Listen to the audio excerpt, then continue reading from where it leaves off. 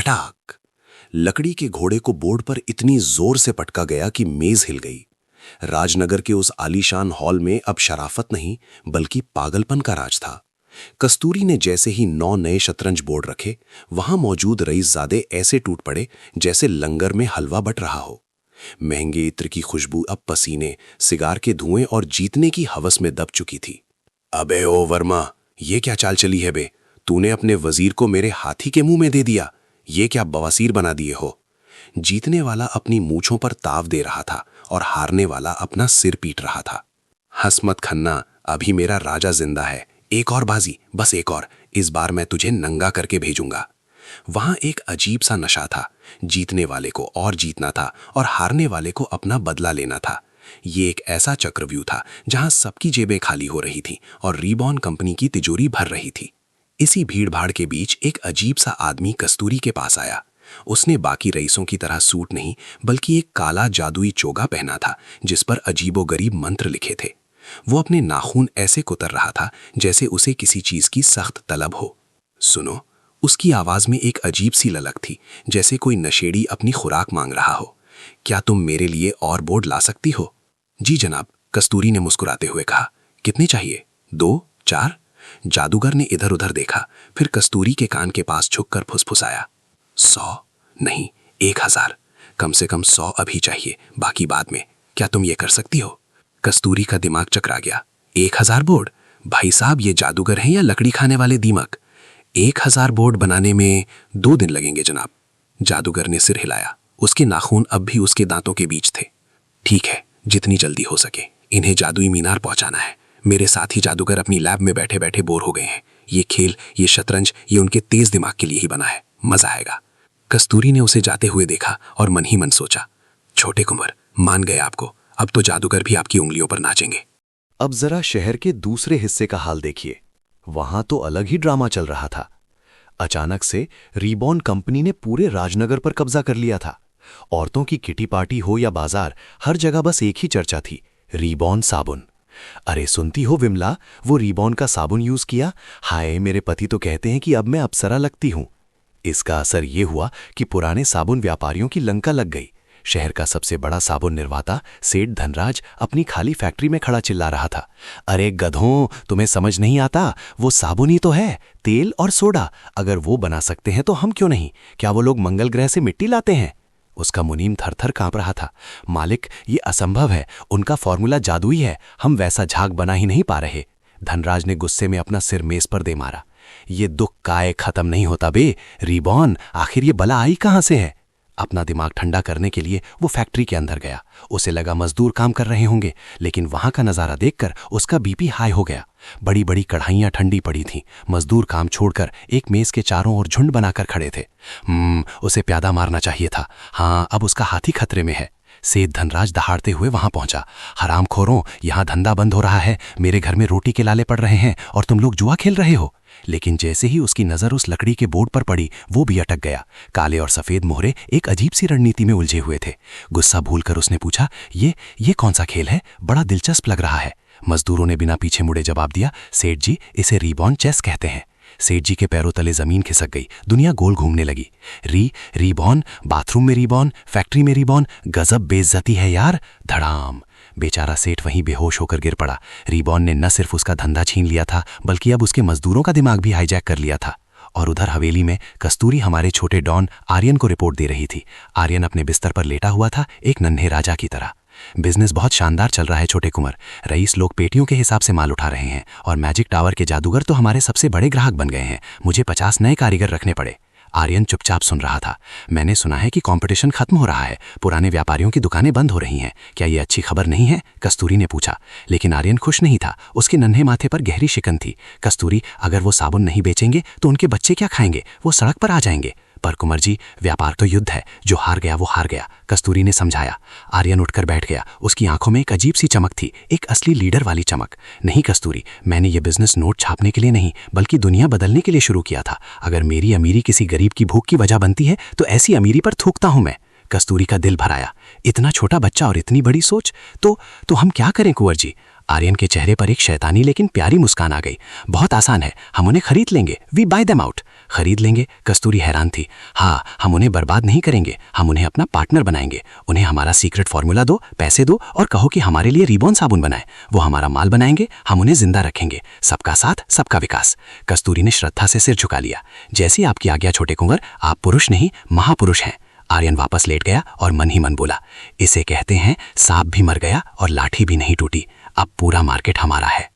बाहर मूसलाधार बारिश हो रही थी, लेकिन सेठ धनराज की दुकान में सन्नाटा ऐसा था जैसे मातम मना हो।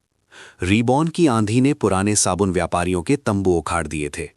गोदाम भरे पड़े थे, लेकिन ग्राहक एक भी नहीं। तभी दुकान के पीछे से धनराज का छोटा बेटा चिंटू दौड़ता हुआ आया और अपने बापू की धोती खींचने लगा। बापू, ओ बापू, मुझे वो शतरंज दिला दो ना, मुन्ना और राजू सबके पास है, मुझे अभी चाहिए। धनराज का कलेजा मुंह को आ गया। जेब में फूटी कौड़ी नहीं थी और बेटा दुनिया मांग रहा था। उसने घुटनों के बल बैठकर बेटे के सिर पर हाथ फेरा। बेटा, अभी हाथ थोड़ा तंग है, मंदी चल रही है ना, हम अगले साल, पक्का अगले साल ले लेंगे। मेरा राजा बेटा है ना तू। नहीं, आप हर बार यही बोलते हो, मुझे अभी चाहिए। चिंटू रोता हुआ वहां से भाग गया। धनराज वहीं माथा पकड़कर बैठ गया। एक बाप के लिए इससे बड़ी हार और क्या होगी। उसने अपनी सारी जमा पूंजी मजदूरों की तनख्वाह में लगा दी थी। अब तो घर में राशन लाने के लाले पड़े थे। ठक ठक, दरवाजे पर दस्तक हुई। धनराज ने जल्दी से गमछे से आंसू पोंछे और चेहरे पर एक झूठी मुस्कान चिपका ली। आइए, क्या सेवा कर सकता हूं? कस्तूरी अंदर दाखिल हुई। नमस्ते सेठ जी, मैं रीबॉन कंपनी की तरफ से आई हूं। धनराज का चेहरा तमतमा गया। जिस कंपनी ने उसकी रोटी छीनी वो अब उसकी दुकान पर। क्या चाहिए? मेरी बर्बादी का तमाशा देखने आई हो? कस्तूरी ने शांति से कागज का टुकड़ा मेज पर रख दिया। सेठ जी, आपने ये धंधा क्यों शुरू किया था? पैसा कमाने के लिए, और काहे के लिए? लेकिन तुम्हारी कंपनी की वजह से आज मेरे मजदूर भूखे मर रहे हैं। मैं अपने बेटे को एक खिलौना तक नहीं दिला पा रहा। जिंदगी झंड हो गई है। कस्तूरी ने वो कागज उसकी तरफ सरकाया। गुस्सा छोड़िए और इसे पढ़िए। यह हमारे रीबॉन साबुन का सीक्रेट फॉर्मूला है। हमारे छोटे कुंवर चाहते हैं कि आप इसे रख लें।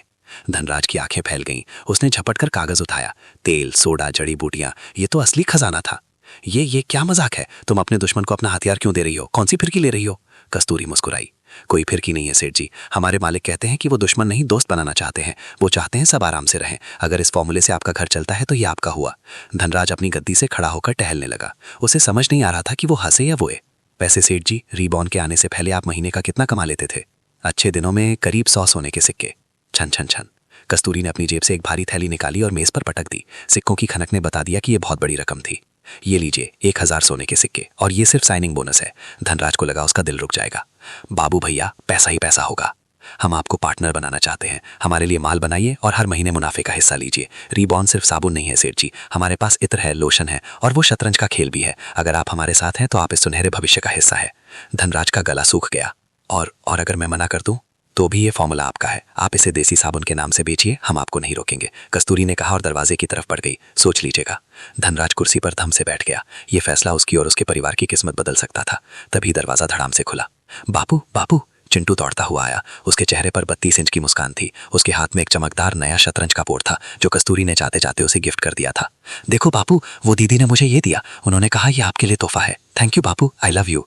बच्चे ने दौड़कर अपने पिता को गले लगा लिया। धनराज की आंखों से गंगा जमुना बह निकली। जिस चीज के लिए उसका बेटा रो रहा था वो बिना मांगे मिल गई थी। उसने अपने बेटे को कसकर भींच लिया। धनराज, अब ईगो का टाइम नहीं है, अब धंधा करने का टाइम है। डील पक्की। सेठ जी तो मान गए, लेकिन क्या बाकी व्यापारी भी मानेंगे? और आर्यन के पास और कौन से आइडिया है? जानने के लिए देखिए अगला एपिसोड।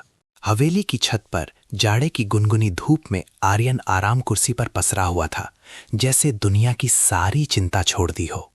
तभी सीढ़ियों पर कदमों की आहट हुई और कस्तूरी ऊपर आई। उसके चेहरे पर ऐसी चमक थी जो दोपहर के सूरज को भी मात दे। छोटे कुंवर, खुशखबरी है। शहर के हर एक साबुन व्यापारी ने हमारा ऑफर मान लिया है। सब हमारे साझेदार बन गए हैं। आर्यन ने धीरे से एक आंख खोली। वाह, मतलब काम बन गया? काम कुंवर जी, हमने तो इतिहास रच दिया।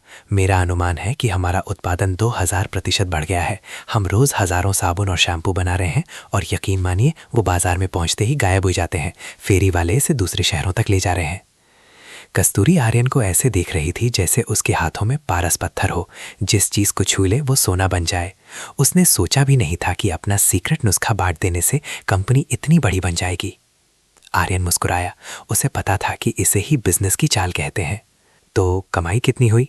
कस्तूरी ने दरवाजे की तरफ इशारा किया। वहां एक हट्टी कट्टी सेविका एक भारी भरकम लकड़ी का संदूक खींचते हुए ला रही थी। संदूक इतना भारी था कि उसके पहिए भी चरमरा रहे थे। घड़ घड़। सेविका ने संदूक आर्यन के सामने रखा और ढक्कन खोल दिया। छनन्ना। आर्यन की आंखें चौंधिया गई। अंदर सोने की अशर्फियां भरी पड़ी थीं। उनकी पीली चमक आर्यन के चेहरे पर पड़ रही थी। सारे खर्चे काटने के बाद आज का शुद्ध मुनाफा है 15,000 सोने की मोहरें। आर्यन ने अपनी सांस रोकी। उसने जल्दी से अपने दिमाग में हिसाब लगाया। 15,000 सिक्के यानी करीब $1.5 और वो भी सिर्फ एक दिन में। आर्यन ने एक सिक्का उठाया, उसे हवा में उछाला और मन ही मन बोला, भाई साहब, पैसा ही पैसा होगा, अब अपन रईस हैं। अब जरा माहौल बदलिए और चलिए राजनगर की गलियों में। 2 महीने के अंदर रीबॉर्न कंपनी ने ऐसा जादू चलाया कि क्या बच्चे क्या बूढ़े सब इसके दीवाने हो गए। लोग अब ज्यादा नहा रहे थे, जिससे बीमारियां कम हो रही थी। औरतों की किटी पार्टी हो या नुक्कड़ की चाय की दुकान, हर जगह बस एक ही सवाल था, भाई ये रीबॉर्न का मालिक है कौन? कोई कहता वो भविष्य से आया कोई जादूगर है, कोई कहता वो हिमालय का कोई बाबा है, लेकिन किसी को नहीं पता था कि वो 5 साल का एक बच्चा है जो अपने महल की छत पर धूप सेक रहा है। लेकिन हर कामयाबी की एक कीमत होती है और आर्यन की कामयाबी ने किसी बहुत ताकतवर इंसान की नींद उड़ा दी थी। राजनगर के सबसे महंगे इलाके में एक विशाल हवेली के अंदर आधी रात को एक गुप्त मीटिंग चल रही थी। कमरे में सिर्फ मशालें जल रही थी। लंबी मेज के चारों ओर शहर के सबसे रईस और पुराने व्यापारी बैठे थे। उनके चेहरे लटके हुए थे जैसे किसी ने उनकी जान मांग ली हो। एक गंजे बूढ़े व्यापारी ने रिपोर्ट मेज पर पटकी। बर्बाद हो गए हम। हमारा सर्वे कहता है कि इस रीबॉर्न की वजह से हमारी साख 30% गिर गई है। 30%? क्या तुम लोग समझ रहे हो इसका मतलब? तभी एक युवा व्यापारी जो शायद नया नया इस ग्रुप में शामिल हुआ था, उसने नासमझी में पूछा, अरे पर समस्या क्या है सर? वो सिर्फ एक साबुन की कंपनी है। हमारे मुख्य धंधे कपड़ा, लोहा, अनाज, उन पर तो कोई असर नहीं पड़ेगा ना? गंजे बूढ़े ने उसे ऐसे देखा जैसे वो एलियन हो। बेवकूफ़, समस्या साबुन नहीं है, समस्या है भरोसा। लोगों को रीबॉर्न नाम पर भरोसा हो गया है। आज वो साबुन बना रहे हैं, कल वो कपड़ा बनाएंगे, परसों वो लोहा बेचेंगे और लोग आंख बंद करके उनका माल खरीदेंगे। वो हमें सड़क पर ले आएंगे। कमरे में सन्नाटा छा गया। सबका ध्यान अब मेज़ के सबसे आखिरी सिरे पर बैठे एक आदमी पर गया। वो आदमी बाकी लोगों जैसा घबराया हुआ नहीं था। उसका सूट एकदम साफ था और चेहरे पर एक डरावनी शांति थी। तो हम क्या करें बॉस? गंजे आदमी ने कांपती आवाज़ में पूछा। वो आदमी धीरे से खड़ा हुआ। ये कोई और नहीं बल्कि आर्यन का पिता विक्रम सिंह रघुवंशी था। हम कुछ नहीं करेंगे, उसने भारी और गंभीर आवाज़ में कहा। कुछ नहीं करेंगे? लेकिन विक्रम, ये तुम्हारी वसीयत का सवाल है, एक दाढ़ी वाले आदमी ने टोका। क्या तुम भूल गए कि तुम्हारे पिता ने क्या शर्त रखी है? अगर तुम सबसे ज़्यादा पैसा नहीं कमाओगे तो पूरी जायदाद तुम्हारे भाई बहनों को मिल जाएगी। हाँ भाई, कहानी में एक बहुत बड़ा पेंच था। आर्यन के दादाजी ने वसीयत में एक खेल रचा था। जो बेटा सबसे बड़ा धंधा खड़ा करेगा वही रघुवंशी साम्राज्य का वारिस बनेगा। और अब आर्यन अनजाने में अपने ही पिता के कॉम्पिटिशन में खड़ा हो गया था। विक्रम सिंह ने अपनी फाइल बंद की और शांत आवाज़ में बोले, मुझे उस वसीयत की लड़ाई में कोई दिलचस्पी नहीं है। मैंने इतना कमा लिया है कि मेरा बेटा आर्यन आराम से राज करेगा। मुझे वो रेस नहीं दौड़नी। विक्रम वहां से चले गए, लेकिन उन्हें अंदाजा भी नहीं था कि जिस रीबॉर्न कंपनी को वो हल्का समझ रहे हैं, उसका मालिक उनका अपना 5 साल का बेटा है। बाप और बेटे की यह अनजानी जंग अब बहुत दिलचस्प होने वाली है। मीटिंग रूम से बाहर निकलते ही विक्रम सिंह बार्ट का शरीर जवाब दे चुका था। आधी रात हो चुकी थी और उन्हें अभी भी बग्घी पकड़कर गेस्ट हाउस तक जाना था। जैसे तैसे वो गेस्ट हाउस पहुंचे। नौकरों ने झुककर सलाम किया, लेकिन विक्रम ने उनकी तरफ देखा तक नहीं। वो सीधे अपने बेडरूम की तरफ बढ़ गए।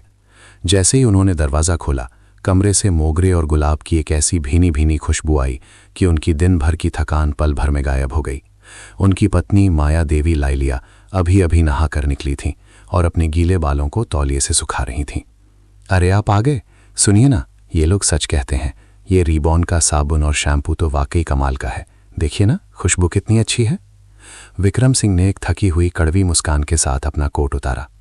माया, तुम्हें पता है ना कि वो हमारी दुश्मन कंपनी है। वो हमारा धंधा काट रहे हैं और तुम उनकी तारीफ कर रही हो। माया हंस पड़ी और विक्रम के पास आकर उनके बाहों में सिर रख दिया। अरे छोड़िए ना बिजनेस की बातें, चीज़ अच्छी है तो अच्छी है। वैसे भी आपको वो सब परवाह नहीं है ना? विक्रम ने माया को बाहों में भर लिया। हाँ, तुम सही कह रही हो। जब तक हमारे पास इतना पैसा है कि हम और हमारा परिवार ऐश से जी सके, मुझे अपने भाइयों से लड़कर पूरी रघुवंशी जायदाद का मालिक नहीं बनना। मुझे बस शांति चाहिए। कमरे में मोमबत्तियां फड़फड़ा रही थीं। माया ने विक्रम को और कसकर गले लगा लिया। यही बात तो उन्हें विक्रम में सबसे ज़्यादा पसंद थी। हम घर कब चलेंगे? मुझे मेरे आर्यन की बहुत याद आ रही है। 4 महीने हो गए। मेरा बच्चा कैसा होगा? बस जल्दी ही माया, जैसे ही ये काम खत्म होगा हम घर निकलेंगे। कुछ पल के लिए कमरे में खामोशी छा गई। फिर माया ने धीरे से एक माँ की चिंता के साथ पूछा, विक्रम, मुझे आर्यन की फिक्र होती है। अगर आप वसीयत के लिए नहीं लड़ेंगे तो आर्यन का क्या होगा? कल को आपके भाई पूरी जायदाद और बिजनेस हड़प लेंगे और हमारे बेटे के हाथ कुछ नहीं आएगा। विक्रम ने गहरी सांस ली। ये बात उन्हें भी अंदर ही अंदर खाई जा रही थी। इसीलिए तो वो दिन रात मेहनत कर रहे थे ताकि आर्यन के लिए इतना जोड़ सकें कि उसे किसी के आगे हाथ ना फैलाना पड़े। चिंता मत करो माया, मैंने उसके लिए काफ़ी जमा कर लिया है। उसकी पढ़ाई, उसकी ट्रेनिंग, उसका पूरा जीवन आराम से कट जाएगा। उसे कभी काम करने की ज़रूरत नहीं पड़ेगी। लेकिन एक माँ का दिल इतने से कहाँ मानता है। लेकिन विक्रम, वो रघुवंशी खून है, उसे दुनिया का बेस्ट मिलना चाहिए। क्या कोई तरीका नहीं है कि बाबूजी उसे कुछ विरासत दे दें? कम से कम उसका हक तो उसे मिले। विक्रम जानते थे कि आर्यन के चचेरे भाई उससे उम्र में बहुत बड़े हैं। अगर वसीयत बटी तो छोटों को कुछ नहीं मिलेगा। लेकिन वो अपने पिता को भी जानते थे। वो बुढ़ा सिर्फ एक ही भाषा समझता था, हुनर। एक तरीका है, अगर आर्यन किसी चीज में कोई बहुत बड़ा हुनर दिखा दे, तलवारबाजी में या जादू में, अगर वो कुछ ऐसा कर दिखाए जो किसी ने ना किया हो, तो बाबूजी मजबूर हो जाएंगे उसे वसीयत देने पर। लेकिन विक्रम को पता था कि यह लगभग नामुमकिन है। बाबूजी को खुश करने के लिए आर्यन को सिर्फ अच्छा नहीं बल्कि एक महाजीनियस होना पड़ेगा। माया की आंखों में उम्मीद की चमक आ गई। उसमें मेरे जीन्स हैं विक्रम, वो पक्का धरती की शक्ति का जीनियस होगा, मेरा दिल कहता है। विक्रम ने बस मुस्कुराकर उनके बालों को सहला दिया। हाँ, उम्मीद तो यही है। लेकिन मन ही मन विक्रम जानते थे कि एक 7 स्टार जादूगर बनने की क्षमता होना करोड़ों में किसी एक के पास होती है। उनकी सारी उम्मीद अब आर्यन के 10 साल के होने पर टिकी थी, जब उसकी शक्तियां जागृत होंगी। समय बीतता गया और आखिर वो घड़ी आ ही गई जब काम खत्म हुआ और विक्रम माया घर लौटने लगे। पूरे 4.5 महीने बाद घर वापसी। बग्घी जंगल के रास्ते से गुजर रही थी। माया का सब्र का बांध टूट रहा था। वो बार बार खिड़की पर उंगलियां पटका रही थी। जल्दी चलाओ सोहन, मुझे मेरे आर्यन को देखना है। पता नहीं मेरा बच्चा कैसा होगा, दुबला हो गया होगा मेरे बिना। तभी जंगल के पेड़ कम होने लगे और दूर उनकी हवेली की मीनारें नजर आने लगीं। माया के चेहरे पर मुस्कान आ गई। उसे कल्पना में दिखने लगा कि आर्यन दौड़ कर आएगा और उसे गले लगा लेगा। लेकिन जैसे जैसे बग्घी पास पहुंची, उनकी मुस्कान धीरे धीरे गायब हो गई। हवेली तो वही थी, लेकिन हवा में कुछ अजीब सा था। एक माँ की छठी इंद्री खतरे की घंटी बजा रही थी। कुछ तो बदल गया था। क्या हुआ माया, तुम परेशान लग रही हो? विक्रम ने पूछा। माया ने खिड़की के बाहर इशारा किया। विक्रम, वो देखो, हवेली के बगल में वो पत्थर की इमारत क्या है और उसमें से धुआं क्यों निकल रहा है? क्या आपने उसे बनवाने का ऑर्डर दिया था? विक्रम ने भी अपनी आंखें सिकोड़ कर देखा। वहां सचमुच एक अजीब सा ढांचा खड़ा था और उसमें से भाप निकल रही थी। नहीं, मैंने तो ऐसा कुछ नहीं कहा था। मुझे तो ये भी नहीं पता कि वो बला है क्या। बग्घी अब मुख्य द्वार के एकदम करीब थी। सारे नौकर चाकर, सोहन काका और बाकी सब लाइन लगाकर खड़े थे। लेकिन एक चीज बहुत अजीब थी। किसी के चेहरे पर वो खुशी नहीं थी जो मालिकों के लौटने पर होती है। सबके सिर झुके हुए थे, जैसे कोई बहुत बड़ी चोरी पकड़ी गई हो। माहौल में एक अजीब सा सन्नाटा और डर था। बग्घी रुकी और दरवाजा खुला। स्वागत है मालिक, स्वागत है मालकिन, सबने एक सुर में कहा, लेकिन आवाज में जान नहीं थी। माया देवी ने किसी को जवाब नहीं दिया। वो सीधे नीचे उतरी और उनकी नजरें पागलों की तरह इधर उधर ढूंढ रही थीं। मेरा आर्यन कहाँ है? सन्नाटा इतना गहरा था कि सुई गिरने की आवाज भी तूफान जैसी लगती। क्या हुआ है हवेली में इन 4 महीनों में? आर्यन कहाँ गायब है? जानने के लिए देखिए अगला एपिसोड।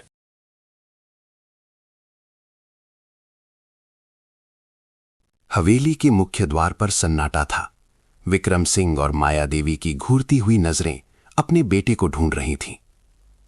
तभी दरवाजा खुला और आर्यन बाहर आया। उसके चेहरे पर न कोई डर था न घबराहट। वो ऐसे हाथ हिलाता हुआ आया जैसे शाम की सैर से लौटा हो। अरे मॉम, डैड, आप लोग आ गए, वेलकम बैक। विक्रम सिंह ने उसे घूरा। उनकी उंगली हवेली के बगल में बने उस अजीब से धुआं छोड़ते स्ट्रक्चर की तरफ उठी।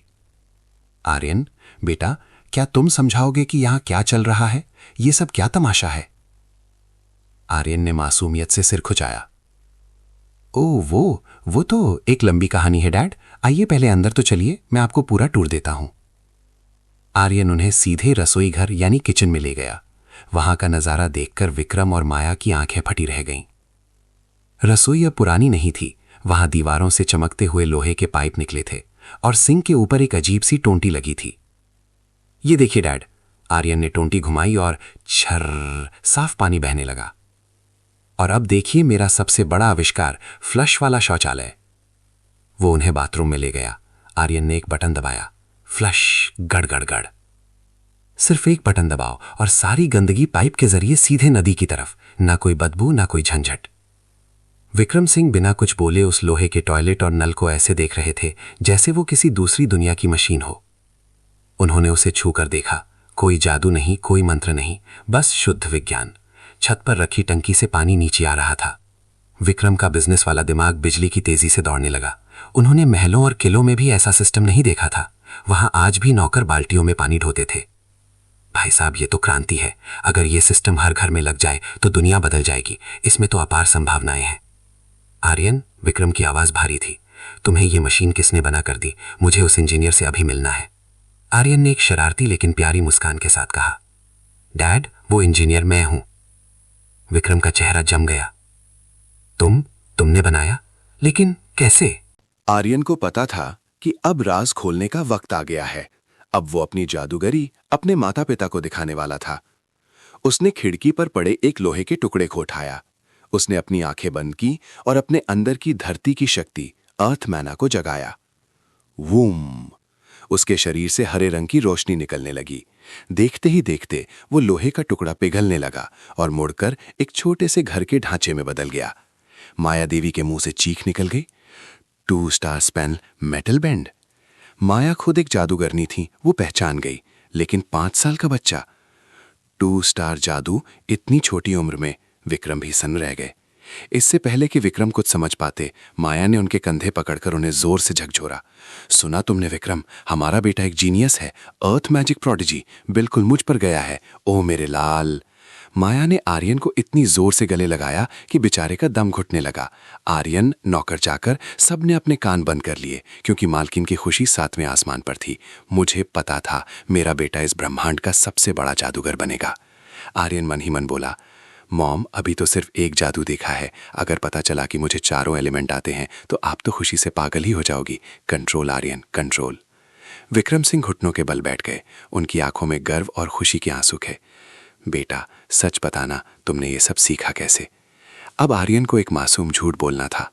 वो, मैंने कुछ जादूगरों को मंत्र पढ़ते देखा था डैड। मुझे अच्छा लगा तो मैंने बस कॉपी कर लिया। और ये नलवल, मेरे दिमाग में एक आवाज़ आती है जो मुझे बताती है कि चीज़ें कैसे बनानी है। विक्रम और माया ने एक दूसरे को देखा। उन्हें लगा कि आर्यन को खुद अपनी शक्तियों का अंदाजा नहीं है। उन्हें लगा कि उन्होंने एक ऐसे सहज जीनियस को जन्म दिया है जो सदियों में एक बार होता है।